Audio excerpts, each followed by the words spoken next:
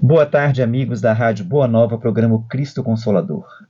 Peço que nos ajudem na divulgação da doutrina espírita, colaborando com o Clube Amigos da Boa Nova pelo telefone 0800 12 018 38. Quero aproveitar e mandar aqui um grande abraço aos nossos amigos da Rádio Boa Nova e da Fundação André Luiz. Programa Cristo Consolador, todas as sextas-feiras, às 17 horas, com reprise na terça-feira, às 23 horas, aqui na nossa Rádio Boa Nova. Hoje nós estamos recebendo Tatiana Xavier, que vem trazer para a gente as curas de Jesus. Temos aqui também hoje a Ana Ricardina e a Nayara, que veio prestigiar, né, hoje com a gente aqui, veio conhecer os estúdios, conhecer a programação da rádio, como que tudo é feito. Boa tarde, Ana. Boa tarde, Jorge. Boa tarde, Tati. Boa tarde, Nayara. Boa tarde, ouvintes. Boa tarde, Tatiana. Boa tarde a todos, aos presentes e os que vão nos assistir daqui a pouco. Nayara, boa tarde. Boa tarde. Nossa, então Tatiana vai trazer para a gente hoje as curas de Jesus. E eu deixo uma pergunta para os nossos ouvintes. Será que hoje, se Jesus aparecesse diante de nós e falasse com a gente assim, a tua fé te curou, será que ficaríamos curados? Será que nós teríamos essa fé que aquelas pessoas tiveram? Hoje, com todo esse conhecimento que nós temos, essa fé que nós temos, que no primeiro tropeção, ela vai embora. E a Tatiana hoje vai trazer um pouquinho para a gente dessas curas, desmistificar um pouquinho dessas curas, para que a gente possa entender o porquê que aquelas pessoas mereceram a cura. Vamos lá, Tatiana? Vamos lá. Que bom, Jorge, você tocou em dois assuntos primordiais, né? Fé e merecimento. Depois vai falar da cura de Jesus. Eu achei legal. Pois é. Primeiro, quando a gente fala em questão de fé ou de merecimento, a gente tem que saber que fé é essa que a gente está falando, né? Carlos Torres Pastorino vai dividir a fé em 4 estágios e que a gente oscila nesses 4 estágios. Da fé crença, aquela que eu acredito sem pensar, simplesmente acredito. Ele fala da fé, o segundo nível, que é a fé emocional, aquela que eu sinto. Vai falar também do terceiro nível de fé, que é a fé racional, que é muito bem comentada pelos espíritas, que é a fé raciocinada, que a gente precisa entender. E no último nível de fé máxima, é a fé fidelidade, quando a gente já exprime aquela expressão máxima do Cristo em nós, muito bem utilizada por Paulo, quando ele consegue cumprir sua missão e ao fim dessa fase ele diz que já não é mais ele quem vive, é Cristo que vive nele. Então é a fé e fidelidade onde você se torna um papel carbono daquilo que você acredita. Que é também a mesma fé do Cristo, que é a fé de Jesus, o Cristo, ele se confunde com a boa nova, a sua mensagem. Por quê? Porque falar da história de Jesus e falar da sua mensagem é a mesma coisa. Porque ele viveu 100% a mensagem da qual ele enviou. Então ele enviou vivendo e ensinando. Então isso é bem interessante para a gente poder compreender. Merecimento não é uma coisa assim que a gente fala assim, porque você fez por merecer, como se fosse algo que você pagasse. Mas é algo que você se internalizasse em um processo de transformação moral, onde você compreende e vivencia a lei em você, sem a menor expectativa de algo sobrenatural além das suas forças. Então é algo assim, eu me entrego à lei divina, à vontade divina, sem deixar de cumprir 1/1000 do meu comprometimento com a mesma. Então, porque às vezes a gente espera a cura de Jesus em um milagre, né? Olha, eu não vou fazer nada, nem vou precisar de tratamento, Jesus vai me curar. Então, assim, o merecimento também, a gente pensa assim, mereceu porque Jesus gostou de mim, né? Deus me ama, então ele gosta de mim, não gostou de ninguém, então para mim ele me dá para o outro, ele não deu. Por quê? Porque ele que quis, nessa coisa assim aleatória. Então, esse mérito também não é um mérito assim de que eu fui lá e paguei alguma coisa para me adquirir, mas é uma conquista moral e vibracional que a gente atinge. E aí não é por uma promessa de amizade, mas é lei, é o cumprimento de uma lei. Isso é muito legal. Quando a gente fala a respeito das curas de Jesus, a gente está se tratando primeiro nessa missão que Jesus veio fazer. E quem fala para nós disso é o evangelista Mateus, no capítulo 4, no versículo 23, onde ele diz que Jesus ele veio com uma tríplice missão. Ele veio com a missão de ensinar, de pregar o evangelho e de curar. Aí a gente fala, meu Deus do céu, como é que é isso, né? Então, o processo da cura, ela vem na compreensão. Essa pregação da Boa Nova é vivenciar essa nova interpretação e boa, que a gente acho que já comentou sobre isso aqui, e essa cura que mostra a gente nessa transformação. Como nós estamos passando o planeta agora e toda a humanidade acaba passando de um mundo de provas de regeneração, um mundo de provas e expiação para o número de regeneração, é também uma transformação, é uma cura. Nós estamos nos curando daquilo que nos ligava a nossas provas e expiações para ir para uma nova fase de regeneração. Então é o mérito. Que mérito é esse? É o mérito que é onde a gente já consegue adquirir uma vibração maior. E Jesus fez várias curas, mostrando para a gente que a cura é um processo. E ele nunca falou que ele curou. A gente é que define que Jesus curou. Porque o pedido era para que ele curasse. E ele devolvia muito bem como você colocou. Como é que é? A tua fé te curou. Eu acho interessante isso, porque isso mostra pra gente que depende de você. Depende exclusivamente de você. O que é você acreditar naquilo que você pede e aquilo que você falou, né, da fé e fidelidade, né? É quando a lei de Deus, ela incorpora ao seu espírito, ela começa a fazer parte do seu espírito. Então, quando tudo aquilo que faz parte do nosso espírito, gente, não tem como. Quando você... Não, você só é caridoso o dia que a caridade fizer parte do seu espírito. Aí sim, por quê? Você faz caridade por fazer. Você passar numa rua, você vê uma pessoa caída, você vai parar e vai socorrer, você vai ficar, não, alguém vai pedir socorro, porque você vai estar pronto para poder acudir. Né? Então eu acho interessante isso, né, que ele traz pra gente, depende de você, não é de mim não. Mas antes disso, dessa frase, como que é? A tua fé te curou. Mas antes ele não é isso que ele fala. Ele fala assim: o que queres que eu te faça? Porque ele usa uma didática. O que você quer? Que muitos não queriam ser curados. De verdade, nesse sentido que você está dizendo, né? De verdade. Né? Tanto é que muitos os 10 leprosos, um só. Porque ele realmente quis ser curado. Ele entendeu. Os outros não. Aí por isso que ele faz essa pergunta: o que queres que eu faça? Ah, Jesus, só quero que você me cure. Né? Mas tanto é que ele usa a física, né? Não é mais ou menos isso? É mais ou menos isso. E é interessante porque o Jorge vem com o final do processo e a Ana Ricardina ela vem com o início do processo.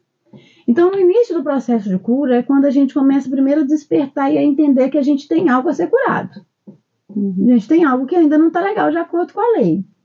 E uma das coisas de não estar legal enquanto com a lei, eu falo assim, ninguém precisa da doença, mas todos nós precisamos do tratamento.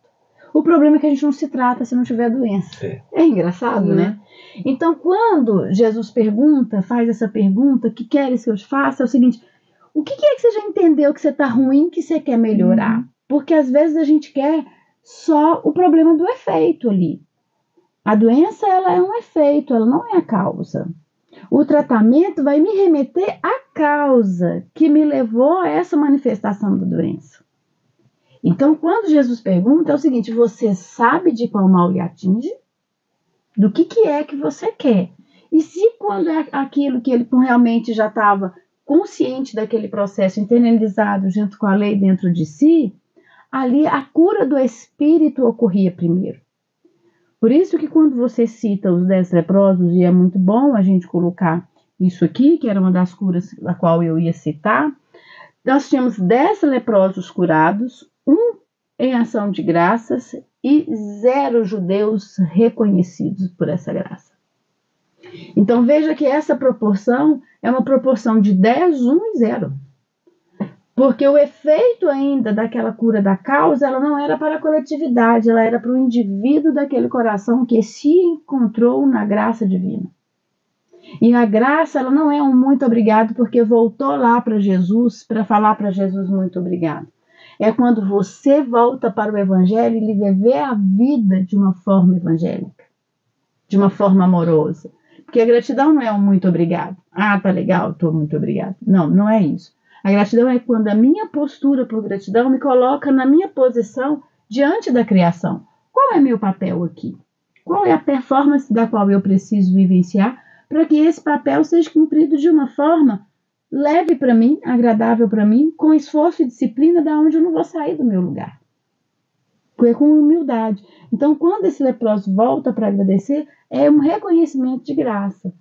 Então, as curas de Jesus é um processo interessante que a doutrina espírita nos revela através do livro da Gênesis, a partir do capítulo 14, onde ela vai falar sobre os fluidos, depois vai lá para o capítulo 15, onde ele começa a narrar todas essas curas, mostrando então essa importância da gente ter consciência do que é que a gente está se tratando, saber fazer o pedido para sanar a causa e não o efeito, que é os sintomas da doença. E como que a gente consegue ver isso? Aí a gente vê essa cura muito bem colocada com a cura do cego, que estava na estrada de Jericó, que tinha 2 lá e um gritou, né? Olha, Jesus, filho de Davi, me fala, olha aqui. O pessoal falava, para, porque quando a gente quer realmente solucionar o problema, a multidão não quer que a gente melhore, não. É uma coisa impressionante, olha, você está atrapalhando. E quando Jesus volta para ele, fala, o que queres que eu te faça? Porque ele estava mendigando.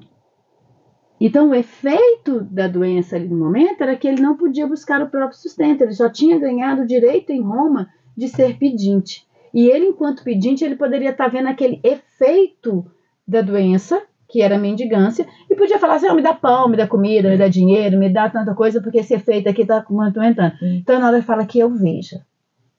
Quando ele pede que a cura dele não era aquela mendigância, que hoje a gente fica muito assim, né? E quando ele vê, a gente vai lá na causa, Jesus fala assim, olha, você já entendeu o processo, você já está no fim, que eu veja de novo, ele ainda pede de novo, porque eu tinha perdido essa condição. E a gente, quando está fora da lei, a gente perde muitas coisas mesmo. Então, ele me recupere. E ele fala, tua fé te salvou. E ali ele volta e fala, agora eu vou perder o direito, vou perder essa capa, eu jogo essa capa fora, a capa de mendigância, e vou ter que dar conta da minha vida. Então, não é um milagre que muitas das vezes a gente está como filhos mimados e crianças infantis espiritualmente, querendo que Deus resolva tudo, é onde a gente vai ser servido pelo Criador e não vai servir diante da criação. A gratidão sou filha do Criador, né? Fui criada por Ele, e toda a minha existência é dedicada para a harmonização da criação, de tudo que eu sou, com tudo que eu vivo. Isso é o processo de gratidão. Quando a gente fala de Jesus, lendo nas escrituras e tudo, ele nunca vai, né? É interessante. A gente que vem, ele nunca vai, nós que viemos sempre ao encontro dele, né? Em todas as circunstâncias. Aí você falando, até hoje estava até comentando sobre o paralítico que veio da cama, ao sacrifício. E Jesus, com ele também é a mesma coisa. Jesus não perguntou para ele. Outra cura maravilhosa. Mas Jesus não perguntou assim, o que tu queres que eu faça? Não. Ele fala assim, todos os teus pecados, a partir desse momento, né, estão tipo sanados, eu não vou ter mais. Aí fizeram essa pergunta para ele, mas por que você diz que é filho do homem? E que autoridade você tem? Porque Jesus, igual eu falei com o Jorge, a gente fica assim, pensando assim, igual Jesus fala, né? Todos vocês têm condições de curar. Se curar e curar alguém também com sua né? E quando Jesus fala dessa frase assim para ele assim, os seus pecados foram coisas, porque Jesus tem na mão dele, eu vou falar a mão para as pessoas entenderem o seu histórico, né? E a gente tem o seu histórico ali, né? E nós queremos, nós somos ainda na carne, nós estamos muito ainda ligados a essa matéria e tudo, a gente não consegue ver o espírito. Se a gente começar a ver o espírito verdadeiro do seu lado, ver o Jorge como o espírito que ele é, entendeu? A gente começaria a tentar curar, lo. Gente, a Ana Ricardina tá bombando hoje, tá o máximo. Olha para você ver as deixas que ela tá deixando. Olha, Ana, você está de fato no caminho. Olha para você ver que interessante. Quando você cita o paralítico de Cafarnaum e a indagação é exatamente essa, o que é mais fácil? Falar que os teus pecados estão curados ou pega teu leito e vai embora? Ou você está curado? E quando você fala porque Jesus tinha na mão a leitura, é remetendo exatamente no livro da Gênesis, no capítulo 15 e também no capítulo 14, quando Jesus tem essa clarividência de, através do nosso, fazer a leitura do nosso perispírito, aonde tem todos os registros de tudo o que a gente já viveu ali registrado, e ele tem essa condição por espírito puro, que é perceber e nos ler na íntegra. Exatamente isso que você falou. Como que é feito isso de uma forma científica que Kardec nos explica? Está lá na Gênesis. Os fluidos, eles são neutros. Então, o fluido cósmico universal, ele se desmembra em fluido material e fluido espiritual. E o perispírito, ele é formado por moléculas de fluido material e fluido espiritual. Jesus, enquanto espírito puro, era tranquilo nos ver da verdade, nos ver o espírito que somos e em qual estágio que estava. Então ele já sabia que era fácil virar para o paralítico e falar assim: os teus pecados estão perdoados, porque você já se compôs diante da lei. Você já se refez. Eu estou olhando aqui, eu vejo você, mas você não está se vendo, porque a gente não se vê, infelizmente não. E na hora que você recebe essa graça e ele é surpreendido, como você mesmo nos conta nessa cura, é porque as pessoas ainda não tinham noção do que é sobre a questão do espírito, sobre a questão das leis divinas, sobre como que essas coisas se dão, e ele mestre nessa ciência, ele poderia falar com toda propriedade. Então é muito interessante, porque esse questionamento gera como se fosse uma blasfêmia, perdoar o pecado, porque era contra a lei religiosa da época, porque só Deus poderia fazer, mas dá uma demonstração de Jesus, porque já sabia que, sendo ele o filho do homem, porque ele já era muito mais filho da humanidade, ele criou esse planeta aqui, então ele já tem um espírito puro, ele já passou por todas essas experiências, estava aqui para ensinar para a gente, e aí ele faz com que essa cura se torne imediata. E ele fala: pega o teu leito e vai para casa. Então, agora, olha, eu resolvi, você já resolveu a causa, portanto, o efeito desaparece. Pega seu leito e vai embora. Então, é muito interessante, porque eu falei, Ana e Ricardinho hoje já estão máximo, gente. Nossa barquinha no balão. Ana Ricardinho e Tatiana Xavier estão sendo muito boazinhas com vocês, tá, gente? Porque quando elas falam de ficha, você sabe quando você está assistindo Jornal Nacional, que pega um traficante que joga aquela ficha que ela sai rolando quilômetros, é a sua ficha, tá? Tá lá, ó, todo anotadinho, né? Não tem como fugir. Tudo que a gente faz tá lá na fichinha, tá? Então, ó, eles têm acesso a essa ficha. Mas só se, porque a gente tem que pensar assim, ó. Eu tenho pouco tempo que eu estou, né, nesse do espiritismo. Eu tenho uns 7 anos hoje. E igual eu falei com o Jorge, eu sou muito... Igual vou dar um testemunho aqui, né? Eu sou muito assim, eu questiono muito. E procuro ler muito e procuro me aprofundar mais. Eu procuro ver o lado espiritual, sabe? Quando Jesus fala isso, eu vejo assim, Jesus falando assim: a tua fé, pai, tu que fé? Onde está essa fé? Que fé é essa? A primeira coisa que eu perguntei na época: que fé é essa? Aí eu comecei a estudar e entender algumas coisas. Quando fala assim: que é reencarnação? Para que serve? Para educar seu pensamento. Para educar meu pensamento. Aí começa aí. Se eu vou educar meu pensamento, aí tá o meu pensamento que faz tudo. Não é assim que a gente tem que pensar. O meu pensamento que está fazendo. Com esse personagem que narra aí, nada por acaso esse personagem. São 30 milagres catalogados assim. Por que foi esse aí que todo mundo fala muito dele? Porque ele deitar no leito. A gente imagina assim. Causa e efeito. Ele deitar no leito. Não é foi o primeiro erro dele. Porque as pessoas acham que eu fiz o erro aqui agora, vou cortar meu braço no outro dia e vou voltar de novo, já vou voltar sem braço. Não. Erros recorrentes, muitos erros que ele teve para ele estar naquele estágio. Não é? Para ele estar naquele estágio. O que acontece? Ele deitar naquele leito. A gente tem que pôr no lugar dele, ele deitar naquele leito. Como ele chegou ali? Como que ele chegou? Ele não conseguia andar. Ele estava no leito. Teve amigos.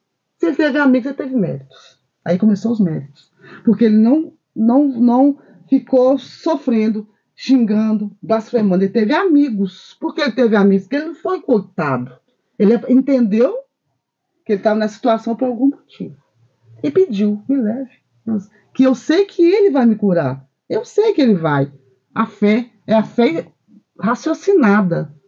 É uma fé raciocinada. A fé está no pensamento. Gente, ela não para de dar deixa. Desculpa, gente. Não, ela não para de dar deixa. Na hora que ela fala assim, mas isso é causa e efeito. Nós espíritas adoramos justificar todo o universo pela causa e efeito, né? Sim. Como se as únicas limitações pudessem, os únicos motivos de limitações seria causa e efeito. E a Ana Ricardina já me remete, então, à questão da cura do cego de nascença. Sim. Porque até então, as pessoas acreditavam também em causa e efeito na época de Jesus, então era tranquilo saber que a pessoa estava ali paralítica porque alguma coisa ela tinha feito com a lei, e os escribas sabiam disso de uma forma natural. Mas quando Jesus cura um cego de nascença, eles falam, epa, esse aí já nasceu devendo a lei. E agora esse que a autoridade é essa que tem, então, para corrigir essa lei, assim, né? Então, essa é a grande indagação. Então, eles perguntam para ele, foi pecado desse homem ou dos que o puseram no mundo que deu causa a que ele nascesse cego? Eles querem entender a causa e efeito. Que causa e efeito é essa? Porque se ele nasceu cego, foi porque ele pecou antes ou foi pelo pecado de seus pais? Porque também era compreendido. E aí Jesus narra direitinho, olha, não é por pecado dele nem dos que puseram no mundo, mas para que nele se patenteie as obras do poder de Deus. Nessa deixa, gente, as curas de Jesus permanecem exatamente nesse momento, quando a gente consegue encontrar pessoas que vêm com um compromisso com as limitações para que aquelas doenças, ou muitas vezes lhe sirvam de corrimão, ou para fazer que é uma glória de Deus, ou para contribuir com as pessoas ao redor, nessa amizade que você citou em relação, ele está paralítico, mas ele fez amigo. E aí eu já cito isso várias vezes, porque eu adoro citar o caso da Valéria, que era uma amiga do Chico, em Pedro Leopoldo, que era tetraplégica, que Chico visitava desde criança, e que os pais eram muito difíceis, ela não conseguia falar, e ele fazia ali o culto no lar, fazia visita fraterna, e falava, Valéria, fala Jesus é não poderoso, Jesus vai te curar, se você conseguir fazer esse esforço, vamos pedir Jesus que Jesus vai te curar. Então, Chico também, entendendo só aquela questão da fé, para que a fé pudesse curar. E ele, num belo dia, Valéria fala, Jesus. Já Chico, em outro momento, já em Uberaba, internado, que Chico adoecia também. Interessante que Jesus não curava Chico, né? Olha como é que a gente tem que entender que não é uma questão sempre voltada para a causa. E dentro das inúmeras visitas que Chico tinha, tanto dos dois lados da vida, eis que chega do lado espiritual uma visita, uma mulher muito bonita, sorrindo para ele, tudo, e Chico, eu até fico imaginando que devia ser eu, porque um tanto de gente me cumprimenta e eu não sei quem é. E Chico, naquele sorriso, falava, meu Deus, quem é essa criatura? E aí que ela ria mais ainda, então ele olhava para ela, né? E aí ele falava, você não lembra de mim? Ela falava para ele, ele falou, minha filha, você me desculpa, porque os remédios, né? Os remédios estão me deixando assim com a memória fraca, eu não tô, e ele não queria dizer que não estava lembrando. E ela ria mais ainda, porque ele tentando ser educado, e ela começa a babujear Jesus do jeito que ela fez quando criança na cidade de Pedro Leopoldo. E Chico se espanta, porque até então a gente imagina que é sempre causa e efeito, porque alguém está numa situação dessa forma, né? A gente já imagina, está com uma doença incurável, está numa situação que não pode mudar, expiação, né? E aí ela fala, ô Chico, aí Chico fica, Valéria, então é você é muito bonita.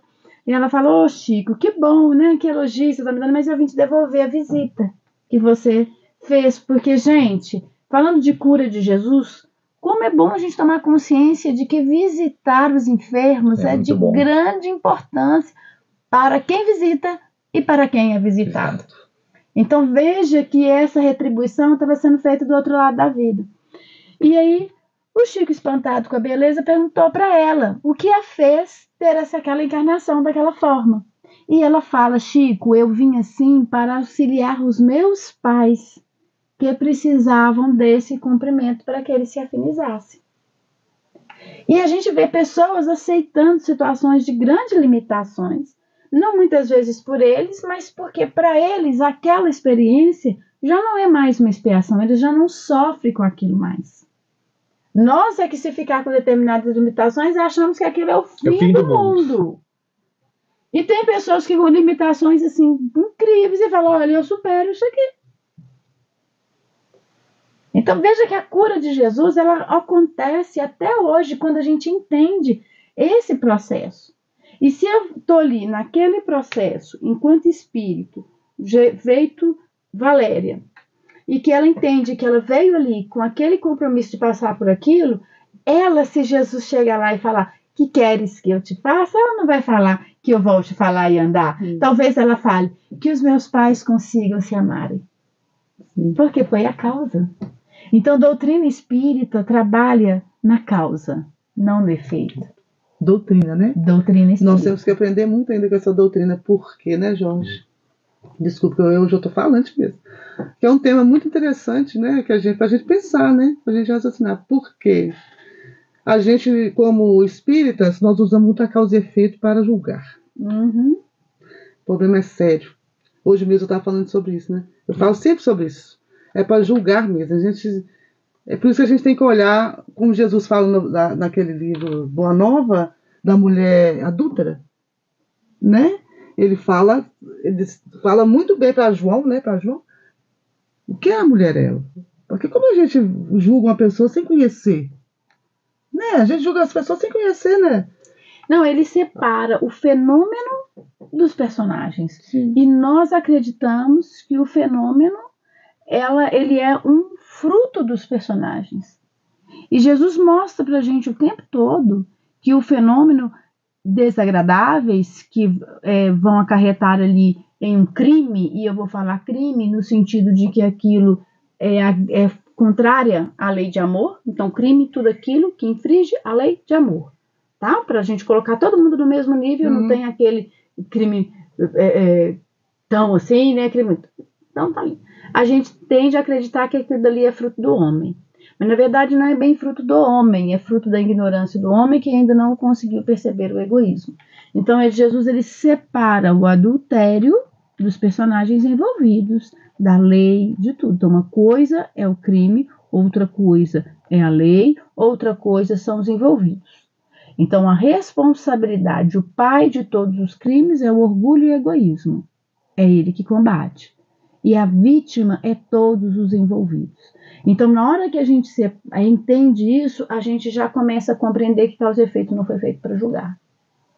Foi feito para nos conscientizar. Tatiana, pegando uma deixa nisso aí, uma coisa que, assim, me chama muita atenção. Eu acho que nós ficamos muito presos na lei de Talião. E esquecemos da lei do amor, porque o Cristo veio trazer a lei do amor. Ele foi claro: o amor cobre uma multidão de pecados. Então, o que ele quis dizer? A lei de Talião é para vocês que ficam na lei de Talião, mas para vocês que acreditam na lei do amor, se você, porque nós temos muito aqui, né? Eu usei meu braço mal, vou nascer na outra sem braço. Mas se na outra eu venho vinculado ao amor, fazendo amor, uma pessoa melhor, gente, eu posso perder um dedinho só. A Haroldo Dutra fala muito de Paulo de Tarso, né? A Haroldo Dutra estava vendo um dia desse, a Haroldo Dutra dizendo: essa causa e efeito é muito complicada. Ele fala: isso é muito complicado. Porque se a gente pegar a história de Paulo de Tarso, ele não vem faltando um braço, ele não vem faltando uma perna, ele não vem faltando nada. Que toda a encarnação, toda a vida dele, na reencarnante dele, ele não vem faltando nada. Se fosse assim, ele estaria faltando alguma coisa. O tanto que ele tirou de cabeça, né, na história dele como Saulo, né? E a gente tem que mudar um pouquinho essa visão. Até para se curar. Porque é isso também que nós estamos falando, que tudo se envolve numa cura, né? Se a doença é o nosso ato, muitas coisas que nós ficamos doentes pelos atos que cometemos, né? Nós temos que começar a curar o pensamento e as atitudes perante o próximo, porque está na lei. Amar a Deus sobre toda, e o próximo como a ti mesmo. fazeis isso e estarás num bom caminho. E nós não fazemos isso. Até nós, como espíritos, julgamos porque ele está assim, porque ele fez. No passado, lá atrás, ele fez. Eu vou pegar a deixa do Jorge agora, porque foi muito boa. Então, o Jorge ele diz exatamente a questão da lei de causa e efeito, da lei de amor, e talvez a gente possa dar uma interpretação que nos compreenda melhor a vivência disso. Então, a lei de Talião, a lei mosaica, aquilo que Moisés nos apresentou, então ela tem jeito da gente dar uma burladinha nela e não precisar de ter a responsabilidade que a gente tem em reparar. Não, não é bem assim, e é claro que muitas vezes a gente utiliza isso para a gente fazer de Deus um bom negociador, né? Então as nossas preces são aquelas preces onde a gente só pede e obtereis, e sem a gente precisar do nosso compromisso de transformação. A gente acredita então nessa questão quando fala o amor cobre uma multidão de pecados. Ótimo! Eu já fiz tanta coisa errada, então eu não vou ter que assumir aquela responsabilidade. Então como é que a gente consegue ver isso? A gente vê que o amor, a justiça, a lei, ela é a nossa direção. Ela veio porque estávamos muito desnorteados. Então, a lei, ela nos dá a direção. Só que Jesus, ele vem com essa lei de amor, porque a lei de amor vai dar a direção, o sentido. Então, a justiça direciona, o amor dá o sentido e a caridade configura em ato. O comportamento, o sentimento, o pensamento. Então, nós temos essa tríplice aí, para a gente poder compreender. Se assim não fosse, Jesus não vinha para ensinar, para pregar e para curar. Porque a cura é exatamente o exercício da caridade, mas não é a caridade que a gente entende no sentido vulgar. E nem o amor no sentido vulgar. Nós vamos entender o amor, como diz o Evangelho segundo o Espiritismo, no capítulo 11, no item 8, intitulado Lei de Amor. Aí ele está mostrando que é esse desenvolvimento em um processo do instinto ao sentimento. E mostrando isso de ação. Quando a gente também precisa compreender que a caridade não é esse sentido vulgar que a gente utiliza, porque no sentido vulgar ainda é, antes isso do que nada, mas ainda é uma manifestação do nosso orgulho. Eu ajudo porque eu estou em uma condição de ajudar. Diferente da caridade da qual até Chico nos apresenta. Quando Chico diz que a todos os que pediam uma ajuda, que iam lhe rogando alguma coisa, ele tinha compaixão porque ele sentia aquela dor nele pelas experiências que ele já tinha vivido, inclusive de outras vidas. Então, eu estou te ajudando a passar o que eu já passei e o que ainda reverbera em mim. Não é porque eu sou melhor, mas é porque nós estamos no mesmo nível. Agora, a caridade tal qual entendida Jesus, muito bem falada pela doutrina espírita e muito pouco exercida na nossa reforma íntima, é a benevolência para com todos, a indulgência com as imperfeições alheias e o perdão das ofensas, que começa no meu pensamento. É por isso que Jesus ensina, e depois de ensinar, ele prega o Evangelho. Que é o seguinte, olha, eu já te ensinei, agora eu vou vivenciar o Evangelho no meio de vocês. E uma vez que vocês vivenciam, estão curados. Então, eu ensinar, o pregar e curar. E nós queremos só curar. Né? Então, a gente pode mudar isso? Pode. A gente tem tudo para nos transformar e ser curado? Podemos. Quando a gente entende o processo e sabe que a gente é co-criador de nós mesmos. E aí a gente remete à cura da mulher hemorriça. Porque quando a gente vê da mulher com fluxo de sangue, a gente entende qual foi o processo que aquela mulher passou dentro da lei de causa e efeito, no sentido da direção, na questão da direção da lei. Então ela ia passar ali para um período de desenvolvimento que ficou ali em torno de 12 anos sofrendo de uma hemorragia, gente. 12 anos, a gente não aguenta 3 meses com uma doençazinha. A gente recebe um diagnóstico agora, a gente quer a cura amanhã. Então ela passou ali em uma persistência de fé. Persistência de fé é diferente de insistência. Porque a gente insiste no método.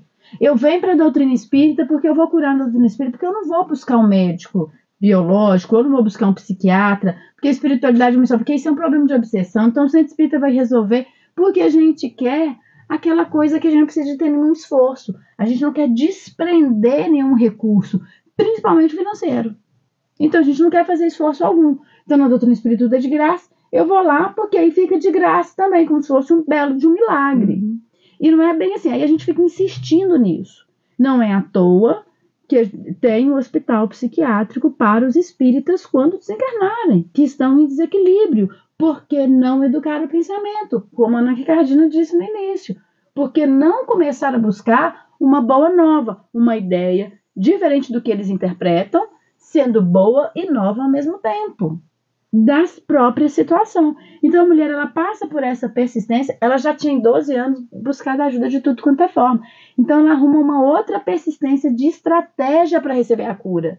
Porque provavelmente ela não ia conseguir chegar perto dele, falar com ele, ter tete a tete. Então ela falou, ele está sempre rodeado com a multidão. Mas se eu conseguir me esforçar e tocar, nem que seja a veste dele, eu consigo receber o que eu preciso.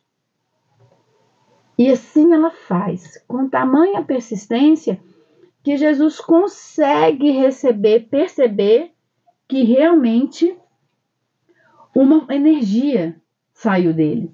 Então ele fala, olha, uma virtude saiu de mim. Alguém retirou de mim o que veio buscar, porque já estava pronto. Ela sabia o que ela queria. Muitas vezes não acontece isso na nossa cabine de passe, quando nós vamos receber o passe. Muitas vezes nós, espíritas, entramos para o caminho de passe achando que o passe é uma bela ducha, feito ducha de praia, que vai tirar as areias desses miasmas de pensamento que nós ainda não estamos nem um pouquinho dispostos a educá-los. E o passe é muito mais do que isso, porque também ir receber um passe é um esforço de cura que a gente está fazendo, como se estivesse chegando para Jesus e falar do Senhor, que eu veja, né? Dar uma solução para o meu fluxo de sangue. E olha que a gente nem está falando ressuscita o meu filho, né? Então são situações que a gente tem que chegar no caminho de paz e falar, Senhor, olha a causa desse meu problema aqui agora, né? Saber primeiro qual que é a causa, para que a cura ali possa ser feita e o nosso perispírito seja lavado pela intercessão do médium passista e do espírito que está ali trabalhando junto com ele para melhorar os nossos fluidos. Eu acho essa cura da mulher hemorroíça a mais bonita de todas, porque ela não pediu, ela não conversou com ele, ela simplesmente tocou. Né? Porque as outras curas todas, eles pedem, eles chegam para ele, né? Ela não. Ela, né, fala, se eu tocar na roupa dele, né, eu consigo, e foi. Então eu acho uma das curas mais bonitas que tem. E provavelmente é porque ela já tinha tentado de muitas coisas, né, Jorge? 12 anos com esse fluxo. E saber da condição dela. Uma das coisas que a gente na caridade muitas vezes não sabe, e a gente se torna muito arrogante. A caridade entre os amigos, quando a gente vai nos auxiliar, a gente muitas vezes sai do nosso lugar de auxiliar e quer ser o ator principal na vida do outro. Na vida dos nossos fraternistas, das pessoas com quem a gente exerce a fraternidade, nós somos simples coadjuvantes. Nós não podemos interferir no filme como ator principal, porque da vida dele o ator principal é ele. Assim como da minha vida, o ator principal sou eu. E eu não posso sair desse lugar de ator principal, deixar de cuidar da minha vida e ficar interferindo na vida do outro, porque eu estou me colocando, não só em questão de erro, mas estou me abandonando. E nem querer que o outro, que os meus amigos façam por mim aquilo que é do meu papel de fazer. Então isso também é muito interessante e foi muito bem tocado aqui, porque a mulher hemorroísta, ela foi o autor principal da vida dela. E ela fez um movimento, né? Ela fez um movimento, não esperou por ninguém. Então, se eu conseguir fazer isso aqui. Então essas curas de Jesus ainda reverberam até hoje em nós. Não está simplesmente registrado no Evangelho para poder mostrar o valor superior do Cristo, mas está no Evangelho como um mapa para que a gente possa seguir e promover a própria cura. Porque ele já nos ensinou, ele já pregou. Agora é a hora da gente vivenciar para que a cura chegue em nós, sem nenhuma expectativa de chegada, curei, mas de manter a performance no bem. Dá para falar? E Kardec, como didático, né, ele veio norteando no Evangelho segundo o Espiritismo, né? Ele veio nos norteando assim, capítulo por capítulo, né? Divisões por divisões na codificação, e a gente não consegue perceber isso, né? A gente pega um tema e vai nele, não procura fazer uma interpretação. Bom, meus amigos, nós chegamos ao final do nosso programa. É um programa tão gostoso que dá vontade de ficar aqui a noite inteira falando. Programa Cristo Consolador, todas as sextas-feiras, às 17 horas, aqui na nossa Rádio Boa Nova. Fiquem todos com Deus. Uma boa tarde a todos. Até o próximo programa, mas fiquem agora com o nosso momento de prece com Cássia e Cleia Rezende.